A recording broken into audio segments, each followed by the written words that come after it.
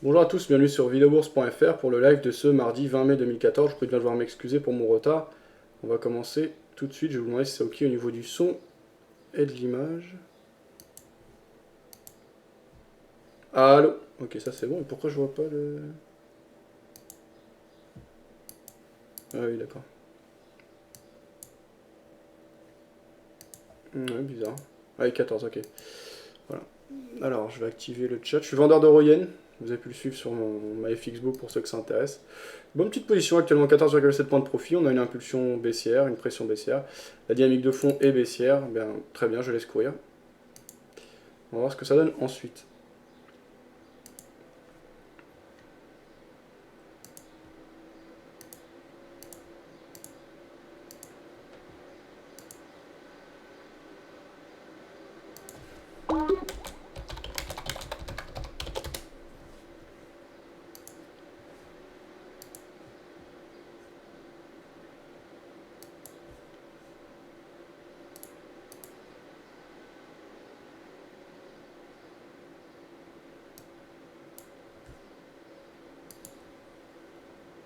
Merci Chris, merci. C'est Rick d'avoir confirmé. Alors je me connecte au Mumble, les messages au début de chaque émission.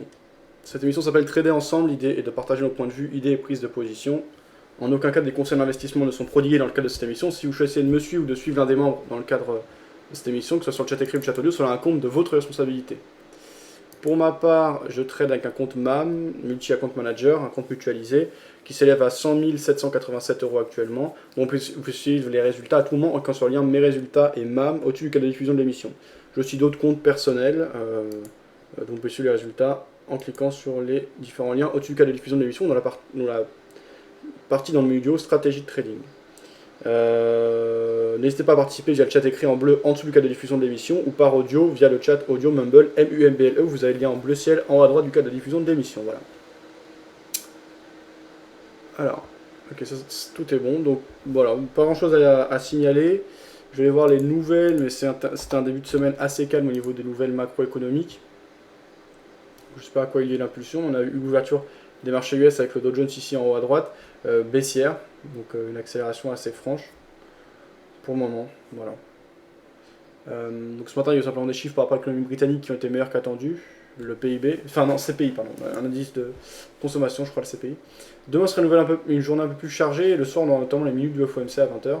Sinon, à 10h30, par rapport à l'économie britannique, demain matin, il y aura des choses. Et cette nuit, il y aura une conférence de presse de la BOJ, donc ça peut bouger durant la nuit.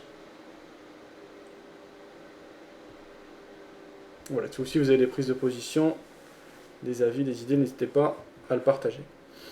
Donc voilà, bah moi là pour l'instant, qu'est-ce que je fais? Je guette simplement un ralentissement du mouvement de baisse pour prendre mon bénéfice. Tant que le mouvement est là, je laisse courir. On va les acheteurs qui essaient de revenir un peu. La bougie précédente était moins forte. Ok, je bloque mon bénéfice. 13 points de profit sur cette position à la vente. Très bien. C'est la première position de la journée. Pour le moment, une journée assez calme. Voilà, bah là je surveille. Je suis prêt à prendre des positions sur les différents produits. Donc j'attends une impulsion particulièrement forte. C'est sur le dollar yen que c'est le plus fort. Donc si le mouvement se poursuit, je vais prendre du côté du dollar yen.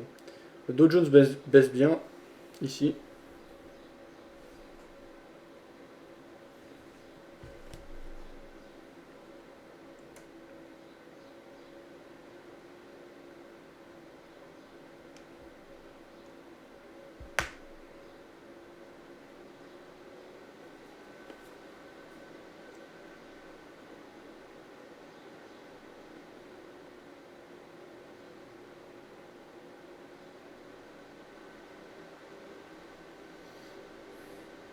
Ce soir, je sortirai une nouvelle vidéo, la conférence de Tariq El-Mari lors du salon d'analyse technique.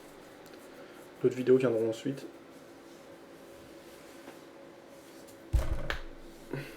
Pour info. Là, je surveille pour un point d'entrée éventuel. Donc je vous rappelle, en haut à gauche, vous avez l'euro-dollar en 5 minutes. Au milieu, l'euro-yen en haut. Ensuite, le Dow Jones qui presse vraiment bien à la baisse. Le CAC 40 en bas à droite. Le câble, donc GBP USD au milieu. Et USD yen, dollar yen en bas à gauche.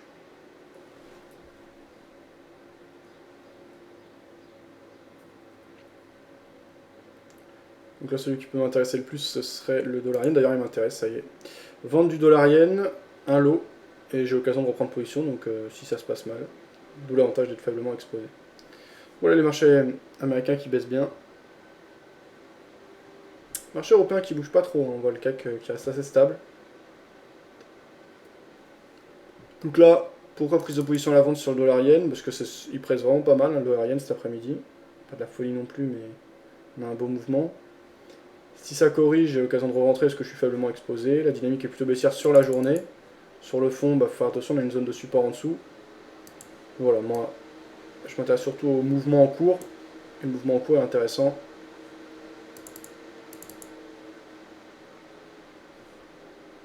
Voilà, pour le moment, petite phase de correction.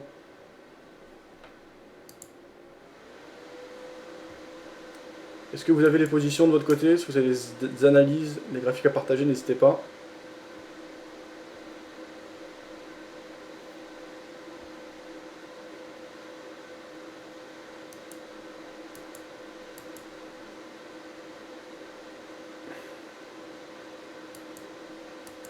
On va écouter les différents points de vue dans les salles de marché et dans les salles de rédaction.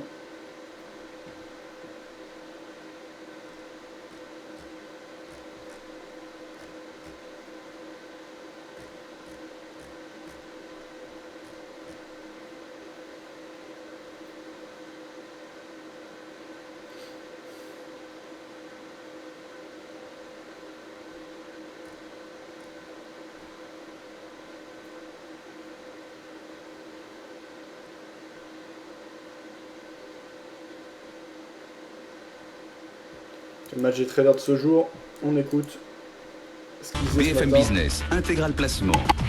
Le match des traders. Nos deux traders sont en place, prêts à vous donner les seuils pour cette séance. Jean-Louis Cussac et Giovanni Filippo sont à nos côtés ce matin. Bonjour tous les deux. Bonjour tout le monde. Giovanni Filippo chez Bourse Direct, Jean-Louis Cussac chez Perceval Finance Conseil.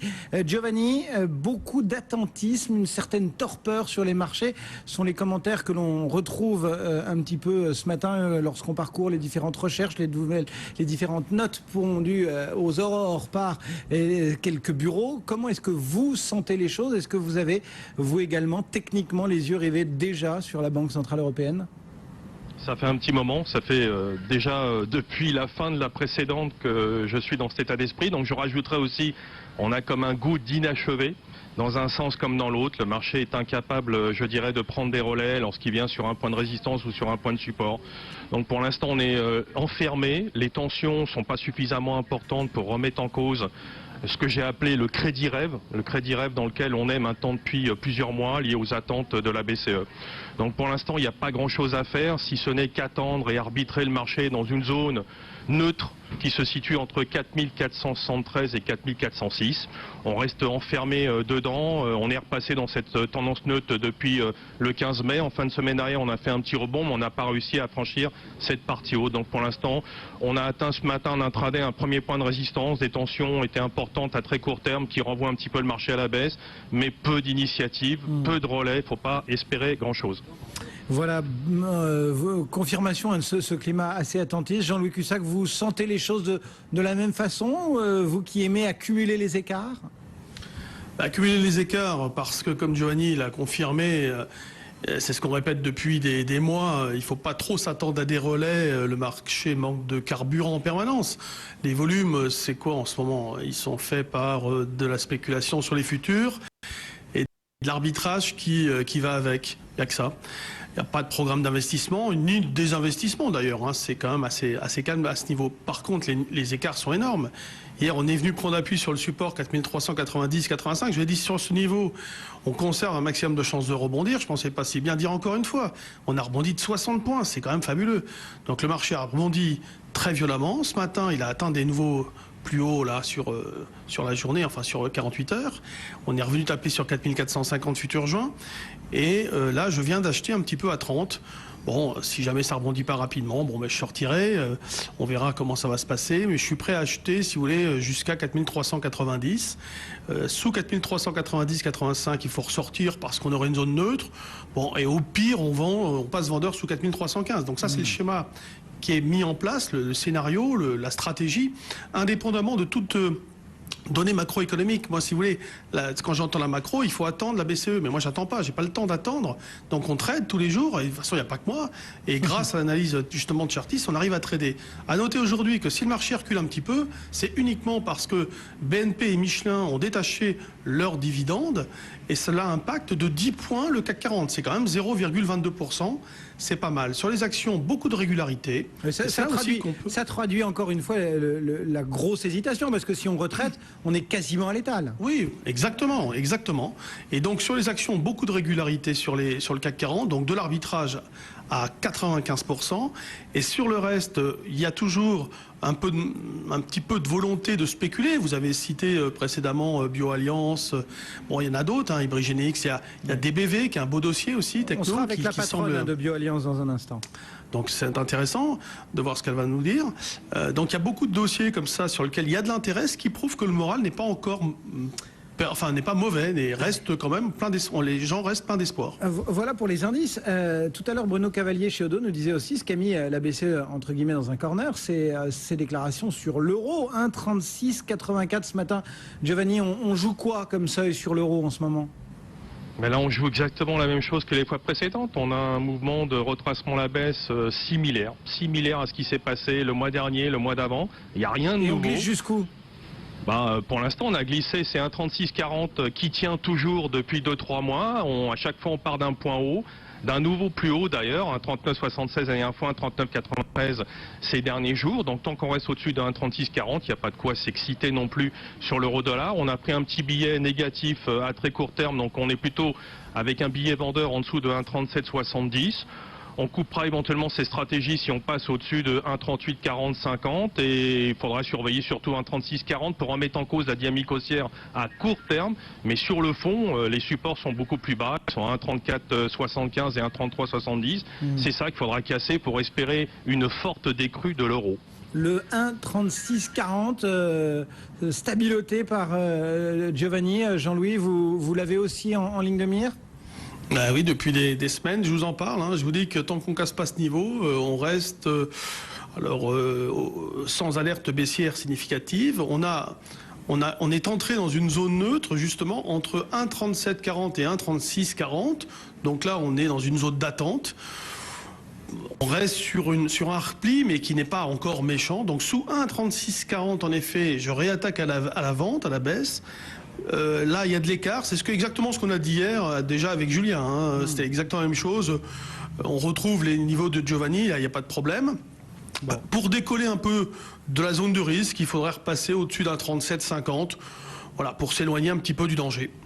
Eh bien voilà les seuils en termes indices, en termes de devises proposés par nos traders, Giovanni Filippo chez Bourse Direct et Jean-Louis Cussac chez Perceval. Merci à tous les deux.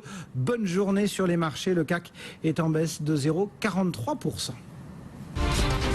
Intégral Placement, l'émission 100% placement sur BFM Business.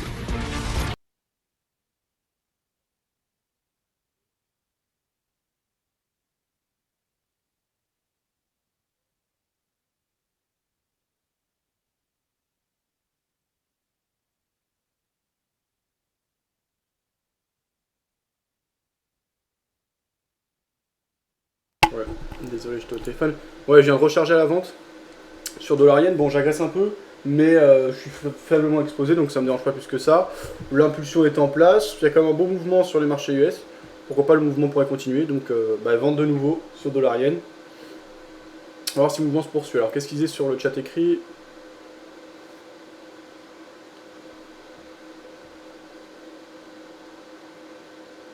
Ça, on avait vu. Ouais, donc Phil qui nous partageait un lien, qui nous présentait son achat sur l'or. Il disait que Tonton également, donc que j'avais reçu ici en interview, Pascal Caron, qui traite les harmoniques, spécialiste des figures harmoniques, présentait, partageait son point de vue.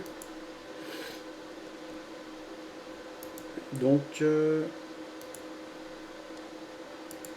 ça on avait vu. Donc voilà, pour lui on était sur une zone de support dans un canal oblique haussier, donc les schémas graphiques en 2 heures, donc moyen long terme. On va voir des acheteurs qui reviennent, donc on va voir dans quelle mesure, mais donc c'est ce qui justifie un achat au cours actuel pour Phil, qui faisait un retour vers les 20,25 dollars l'once d'argent. Le stop loss, je ne sais pas, est-ce qu'il serait posé en dessous des précédents plus bas, donc en dessous des 19,05, c'est ça Phil, ou c'est autre chose le stop loss? Si vous voulez retrouver la file de discussion sur l'argent, disponible sur DailyFX, vous pouvez suivre le lien partagé par Phil. Ah non, TP 20.20, d'accord. Oui, d'accord, enfin 25, j'avais dit, mais. Je dis 20.20, les stop loss, ouais. H4 drapeau sur le Dow Jones pour Phil, très bien. Pareil, c'était un graphique, n'hésite pas. C'est vrai qu'il disait 20 € sur cassure à la baisse du pivot DAX. Trade d'une seconde, j'ai fait mieux que toi, Chris, disait Cédric. Sam qui nous a rejoint, bonjour à toi. Fab, je ne trouve pas la deuxième partie de ton bilan, oui. Elle va arriver. Je sais pas, j'avais uploadé, mais c'est de mon PC portable, ça met du temps. Là, j'ai coupé, mais je reprendrai ce soir, donc elle sera disponible dans la soirée, je pense, la seconde partie. Ou demain ou plus tard. Mais je crois que le plus important, c'est la première partie. Mais bon, il a pas encore mis, c'est pour garder le suspense. Non, c'est pas pour du suspense, hein. C'est vrai que c'est simplement parce que, voilà, ça s'est mal mis en place.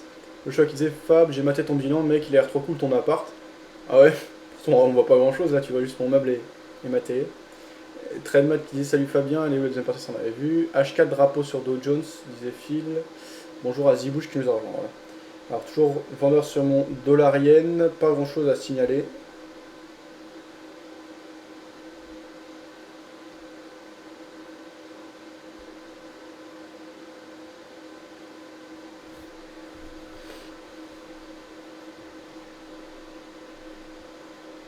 Voilà. Donc du coup, s'il n'y a pas grand chose à signaler, on va continuer à prendre de l'info. C'est pour ça, n'hésitez pas à partager vos graphiques. Alors Phil nous met le graphique du Dow Jones ici en H4 donc, et le drapeau qui peut être en train de se dessiner.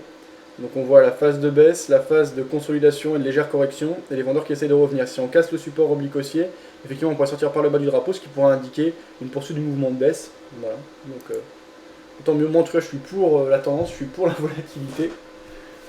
Et si les marchés bougent clairement, ça m'aiderait dans mon trading.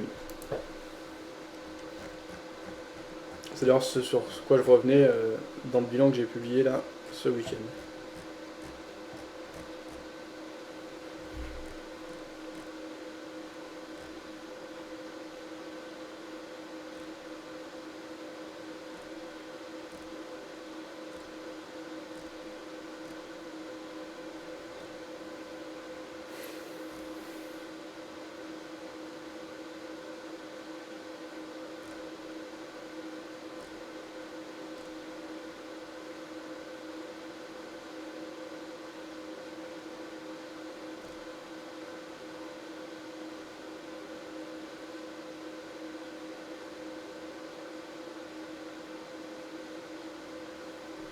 Ouais, BNP Paribas sous la menace d'une amende de plusieurs milliards, hein, c'est ce qui fait les gros titres. On va écouter le Duplex Bourse en direct de la salle. Communication, marketing, recrutement. Vos besoins ont des solutions vidéo avec Décideur TV, le studio. Bienvenue dans le Duplex Bourse, direction la salle des marchés de Bourse Direct et notre expert Jean Amar. Bonjour Jean. Bonjour. Alors on commence avec Wall Street qui a clôturé en hausse hier soir grâce au secteur technologique. Effectivement, c'est le secteur technologique qui est un petit peu limité. Enfin bon, il y a eu une légère hausse, hein, c'était pas non plus extraordinaire, mais c'est vrai que le secteur technologique, c'est un petit peu, comment dire, voilà, on était un peu mieux. On a plutôt aussi été comment dire, attiré par les opérations de fusion-acquisition qui ont continué à faire l'actualité, avec AstraZeneca qui a rejeté une nouvelle fois l'amélioration de Pfizer, alors qu'ATT va s'offrir Direct TV pour 48,5 milliards de dollars. Donc ça a fait aussi l'actualité d'hier. Ce qu'on peut signaler qui était intéressant, le Crédit Suisse a plaidé coupable d'aide à l'évasion fiscale de riches clients américains et accepté du coup de payer une amende sans précédent de 2,6 milliards de dollars aux États-Unis.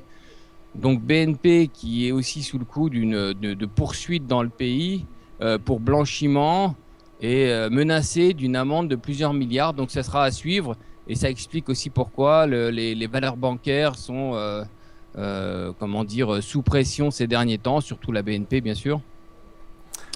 Et au-delà de ça, on n'a aucune publication de statistiques aujourd'hui. Seul Home Depot publiera ses résultats au premier trimestre. Du côté de l'Asie maintenant, Jean, comment se portent les marchés? Donc léger rebond ce matin. Donc après 4 séances de baisse, le marché à Tokyo a rebondi de 0,49%. Alors, dans le sillage de Wall Street qui s'est quand même plutôt bien tenu.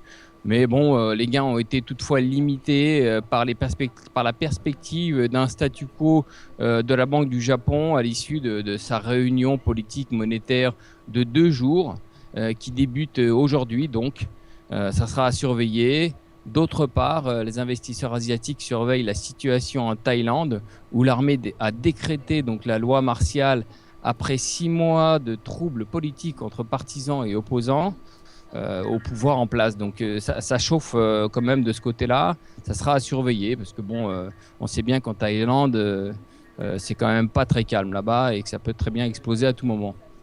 Un mot sur la bourse de Paris maintenant. Le CAC 40 était prudent ce matin à l'équilibre. Exactement. Depuis 2 jours, c'est quand même plutôt calme. On navigue à l'intérieur d'une zone neutre entre 4420 et 4470.